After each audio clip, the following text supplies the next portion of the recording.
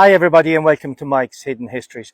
Today I'm on the banks of the River Shannon here in the centre of Limerick City in the midwest coast of Ireland, and across here is St. John's Castle. So it's a very historic city, but it also is historic because of this treaty stone. This stone here up in this pedestal was placed here in 1865, but it actually dates back to 1691 when the Treaty of Limerick was signed, and that is a hugely significant treaty in Irish history. It marked the end of the Cogadh Dá Rí, which was the War of the Two Kings. So the two kings in this case was James and his soldiers called Jacobites, and King William and his soldiers called Williamites. And I want to tell you a little bit about the war here from 1689 to 1691. And it was part really of the European War, the 9-year war in Europe. Now, by way of background, James was crowned king in 1685 following the death of his brother Charles II. And he was Catholic. In fact, James was Catholic, and the English Parliament were not very happy with that at the time, that a Catholic would now ascend to the throne, but were prepared to tolerate him. James, however, demoted and sacked a lot of leading Protestants from both the military and the government in England, and this turned the Parliament against him. And in fact, the last straw was when a Catholic child was a son was born in 1687, and so copper fastened perhaps the continuation of a Catholic on the throne. So Parliament reacted to this by going to William of Orange, from the Netherlands, from Holland, who was married to James's daughter Mary, and Mary, in fact, was Protestant. So they invited both of them to come to England to be joint sovereigns, and that is what happened. Of course, James was going to resist this. He gathered his army, but many of his senior colonels and generals deserted him, and he was left with no choice but to leave for France, and this was called the Glorious Revolution. Now, he found that the best way in his head, that he thought the best way of regaining his throne was actually come to Ireland, because he knew Ireland would support the Catholic king. So he arrives in March 1689 into Youghal in Cork, or into County Cork, with 1,200 French soldiers. And immediately, he is supported here by a lot of the Catholics, and an army is amassed, a significant army of Jacobite soldiers are gathered together. Now, when I talk about Jacobites and Williamites, it's not just English and Irish in this. On both sides, there are Irish, in fact, and there are Dutch involved with the Williamites. There are lots of French involved with the Jacobites as well. So they were mixed. As I said, it is almost like part of a European war here in Ireland. Now, very briefly, the first thing James and his army did was go to the north of Ireland, right up to the north coast of the city of Derry. They tried to capture it. They couldn't capture that. So they laid siege to Derry in the summer of 1689. That siege lasts for 105 days. It was only broken when naval ships, British naval ships, were able to break through a boom which had been placed across the River Fyle and broke into the city with food, ammunition and guns. So that was it for that year. So we move on to 1690, and King William now arrives in Carrickfergus in the northeast of Ireland with a very large army. James is back in Dublin. He has his Jacobite army ready with him, and William heads south, James head north, and they meet at the Battle of the Boyne, the famous Battle of the Boyne, the 12th of July, 1690. The Jacobites were beaten on that day. James' army was beaten. Following that, William's army, part of his army, tried to take Athlone across the river. They failed in that, and now they move to Limerick City, to this city, because this is the gateway into the west of Ireland, really. William arrives here in August 1690.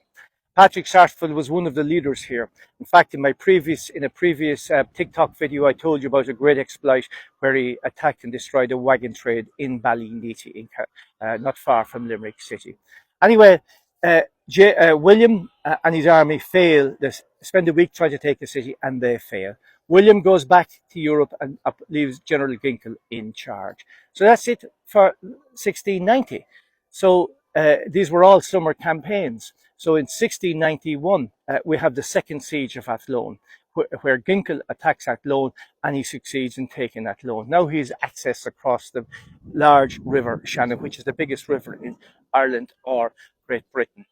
And he heads up towards the west of Ireland, and the Jacobites now have a new leader called Marshal Saint-Ruth, a French general, a famous French general.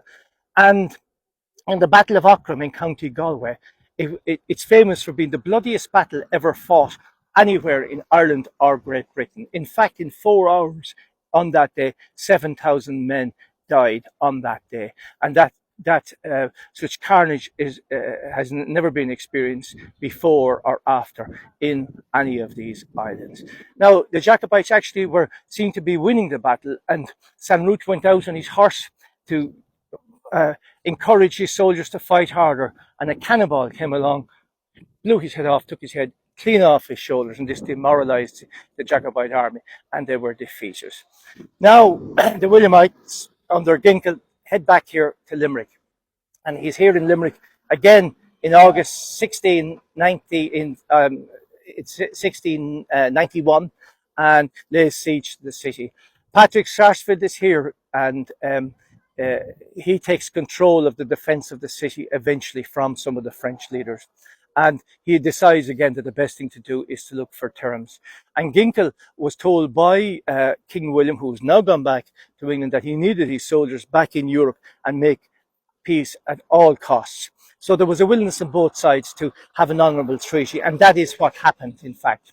And the treaty was signed on the 12th of October between the two leaders of both sides. And interestingly, the armies of both sides, fully armed, were there, which signified that nobody lost this battle here, or this siege.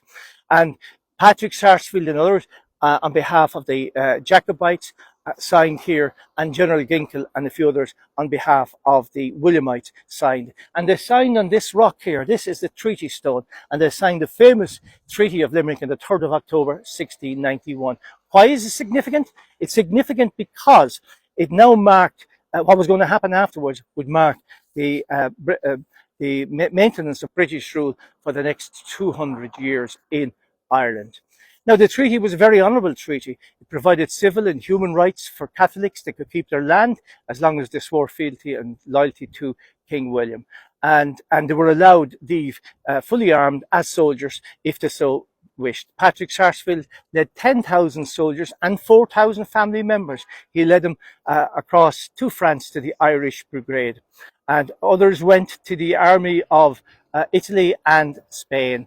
1,000, in fact, joined the Williamite army, and 2,000 went home. So this was the agreement that was here, but it wasn't honoured, in fact. Once the war was over, in a few short years, by 1697, the penal laws began to be enacted by the Parliament in Dublin. And this took away all civil, religious rights and rights to own property from Catholics. And it lasted for the next 60, 70 years. Catholics were completely downtrodden at this stage by perhaps a fearful Protestant Parliament, because they were in the minority at that point. So that's the story of the Treaty of Limerick. But let me finish with one bit about what happened to Patrick Sarsfield. Patrick Sarsfield died on the fields of Belgium at the Battle of Landen in the 21st of August, 1693. He was mortally wounded, and on the battlefield, as he lay dying on the ground, he put his hand to the chest and he looked at the blood in his hand, and he said, "Mullaigh knocker son Éireann é seo." Oh, that this was for Ireland. And that's the story of the Treaty of Limerick. It's the story of the demise of a great Irish hero and his death on the battlefields fighting for another country, and his name was Patrick Sarsfield. That's all from now. More from Mike's Hidden Histories next time.